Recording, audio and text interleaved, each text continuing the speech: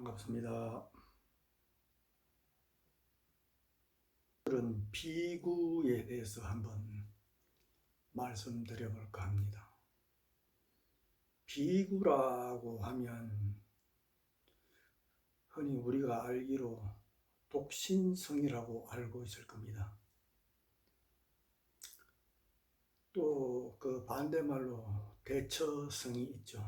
대처는 혼인을 해서 가정을 이루고 있으면서 불도를 닦는 그런 스님들을 지칭하는 말입니다. 오늘은 비구와 대처에 대해서 그 용어 정리를 한번 해볼까 합니다. 먼저 비구는 빨리어로 비쿠라고 합니다.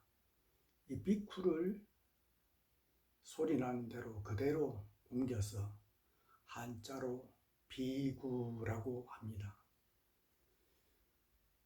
한자 그대로 풀이하면 견줄비 언덕구가 됩니다. 그래서 이 한자는 아무 의미가 없습니다. 여기에서 우리 한자의 그 맹점이 있습니다. 비쿠는 삭발염이하고 구족계를 지니고 걸식하는 사람이라는 의미입니다. 여기에서 삭발염이라는 의미는 머리와 수염을 삭발하고 성복을 입었다라는 의미이고, 계를 지닌다는 것은 우리 성녀들이 지켜야 하는 그 계율을 받아서 지킨다는 의미입니다. 그래서 비구는 우리나라에서는 250개를 받습니다. 또 여자 스님들을 지칭하는 비구니는 348개, 비구 스님들보다도 비구니 스님들이 98가지가 계목이 많습니다. 또 걸식한다는 의미는 우리 거지들처럼 그냥 얻어먹는 것이 아니라 그 공양을 받은 대가로 올바르게 사는 방법, 즉 불법을 부처님의 가르침을 전해주고 가르쳐주는 것입니다. 이 부처님의 가르침을 알려주려면 기본적으로 그 범인들보다는 이 부처님의 가르침을 더 많이 공부하고 또 수행을 통해서 얻은 바가 있어야 되기 때문에 철저하게 공부하고 수행을 해야 하는 것입니다. 먼저 말씀드렸다시피 비구는 250개를 지니기에 앞서서 기본적으로 5가지 지녀야 할 것이 있습니다. 그 첫 번째는 사유재산을 모아두지 않고 걸식하면서 살아간다. 이것은 소욕지족입니다. 꼭 필요한 것만 지니고 나의 이익을 추구하면 안 되는 것이죠. 두 번째는 번뇌 망상을 깨뜨린다. 이것은 바로 수행을 말하는 것입니다. 철저한 수행. 세 번째는 탐진치 때문에 불타고 있는 집에서 뛰어나와 해탈의 자리에 머문다. 이것도 철저한 수행입니다. 네 번째는 계율을 청정하게 지킨다. 지계수행이지요. 계를 지킴으로 인해서 삿된 생각을 하지 않게 되고 또 삿된 행동을 하지 않게 되는 것입니다. 다섯 번째는 외도와 악마를 두렵게 한다는 것이다. 그것은 청정한 수행을 통해서 지계수행도 여기에 포함되지요. 계율을 철저히 지키고 또 부처님의 말씀에 따라서 열심히 올곧게 수행을 하면 삿된 번뇌들이나 망상 이런 것들이 사라지기 때문에 외도와 악마들을 두렵게 한다는 것입니다. 다음에 비구가 5가지 삿된 생활을 해서는 안 된다 하는 것이 있는데, 첫 번째, 세속 사람을 속이고 괴상한 형상을 나타내어 자신의 이익을 추구하는 것은 하면 안 된다. 부처님 말씀을 그대로 따라가다 보면, 또 수행을 철저히 하다 보면 신통이라는 것이 생깁니다. 그 신통들도 우리가 해탈 열반의 목적을 두고 열심히 수행하다 보면 그 격가지로 생기는 부산물이지 그것이 불교의 목적은 아닙니다. 그래서 부처님께서는 이런 신통력이나 또 기이한 현상들이 나타내는 것을 금기시하고 있습니다. 그런데 부처님 말씀에 따라 실천 수행을 하지 않고 또 이상한 잡기나 이런 것을 배워서 또 신통처럼 나타내는 사람들도 있죠. 그런 것을 나타내면서 자신의 어떤 이득을 취하거나 또 사람들을 속이면 안 된다는 것입니다. 두 번째, 자기의 공덕을 말하여 이익을 추구해서는 안 된다. 내가 어떤 공덕이 있고 내가 또 어떤 사람이다, 또 내 스펙이 어떻다, 이런 것을 나타내면서 내 이익을 추구해서는 안 된다는 것입니다. 세 번째, 점수를 배워서 사람들의 그 기륭을 말하고 가르쳐주면서 이익을 추구해서는 안 된다. 우리 성가의 스님들은 부처님 말씀을 배우고 또 익히고 실천하면서 우리 일반 중생들을 위해서 그 법을 펼치고 이끌어주는 그 가이드 역할을 해야 된단 말입니다. 그런데 점술 등을 배워서 사주나 보고 또 점을 치고 하면서 내 이익을 취하는 것, 이런 것은 하면 안 된다고 말하고 있습니다.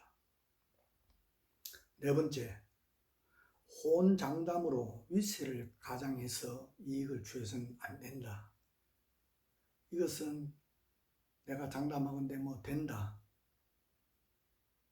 내가 장담하건대 이것은 안 된다 라고 하면서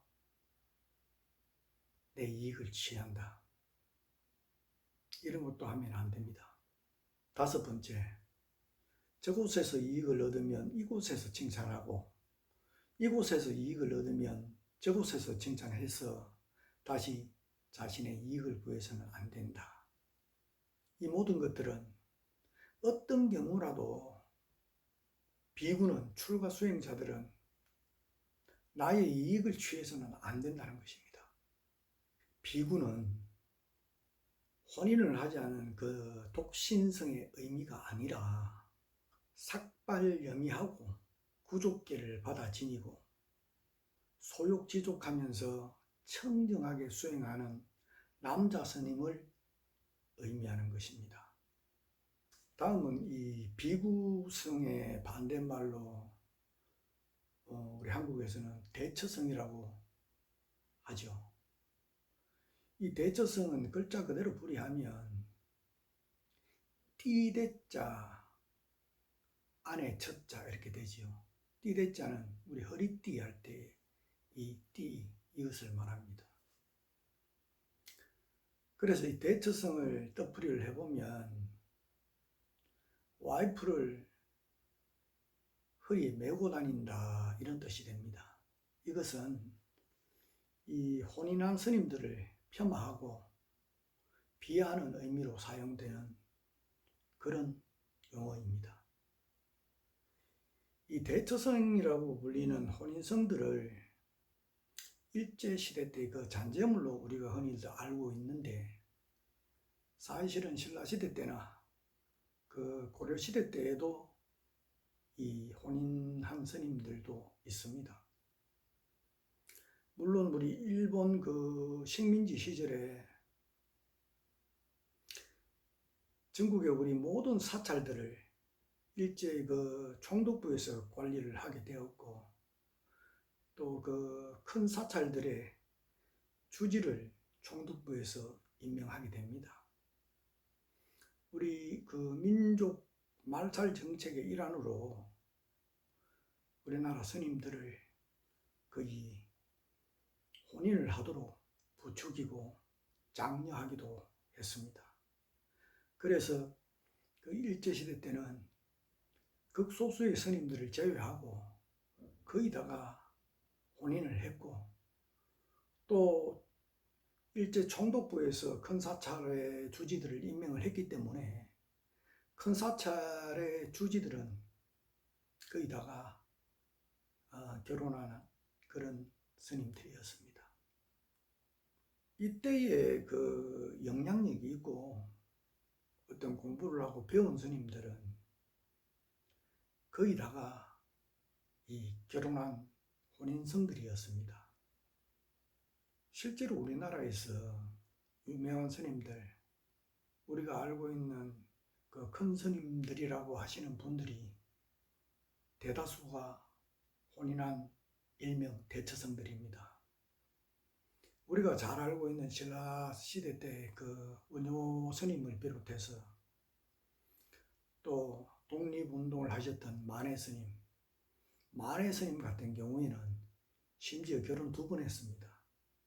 그리고 자신이 지은 조선불교 유신론에 보면 스님들의 결혼을 장려하기도 했습니다.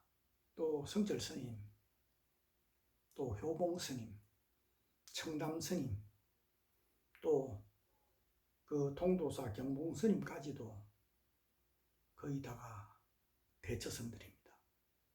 우리가 불교 정화, 또 불교 법난이라고 하는 그 이승만 대통령을 등에 업고 대처성은 스님이 아니라고 하면서 대처성은 사찰에서 물러나라고 그 법난을 주도한 비구 측의 대표인 청담 스님과 그 효봉 스님도 대처들입니다.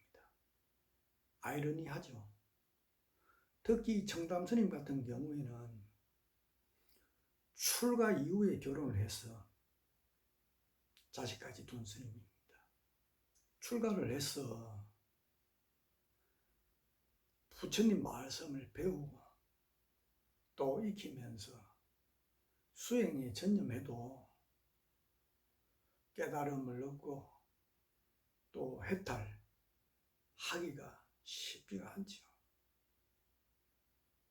그런데 혼인을 하고 가정을 이루고 또 자식을 두면서까지 불도를 닦는다는 것은 여간 어려운 일이 아닐 겁니다. 거의 불가능하다고 봐야 되겠죠.